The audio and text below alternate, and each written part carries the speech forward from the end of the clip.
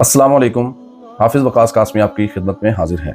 मेरे अजीज़ भाइयों और बहनों, जैसा कि इससे पहले एक वीडियो के अंदर हमने ये बात अर्ज़ की थी कि हम नबी करीम सल्लल्लाहु अलैहि वसल्लम की सीरत के ऊपर मुख्तलिफ़ वीडियोज़ के अंदर आप सल्लल्लाहु अलैहि वसल्लम की मुकम्मल सीरत बयान करेंगे। तो आइए आज उसका आगाज़ करते हुए आज पहली वीडियो है जिसके अंदर हम नबी करीम सल्लल्लाहु अलैहि वसल्लम के नस्ब के हवाले से कुछ बात करेंगे। आप सल्लल्लाहु अलैहि वसल्लम का नाम मुबारक मोहम्मद है।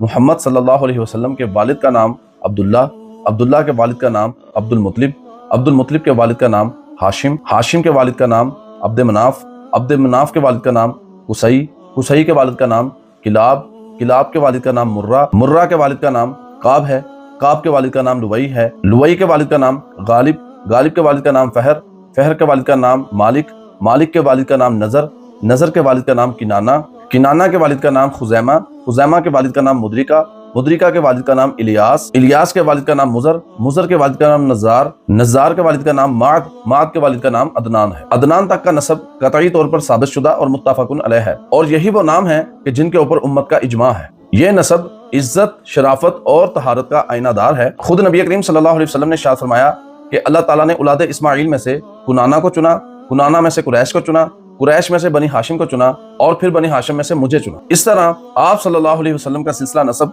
हजरत इस्माइल अलैहिस्सलाम से जा मिलता है जो जनाब इब्राहिम अलैहिस्सलाम के बड़े बेटे थे। नबी करीम सल्लल्लाहु अलैहि वसल्लम का खानदान ना सिर्फ अरब के सबसे मुअज़्ज़ज़ कबीले कुरैश के साथ ताल्लुक़ रखता था बल्कि वो इब्राहिमी मिशन के वारिस और दुआए इब्राहिम के मुजस्सम जवाब थे। नबी करीम सल्लल्लाहु अलैहि वसल्लम का ये पाकीज़ा नसब दरअसल नबुव्वत के अजीम मिशन के लिए चुना गया। ऐसा खानदान जो सच्चाई, दयानत, मेहमान नवाजी और शराफत के अंदर अरब के अंदर मुमताज था। यह था आप सल्लल्लाहु अलैहि वसल्लम के वालिद मोहतरम की तरफ से आपका नसबनामा।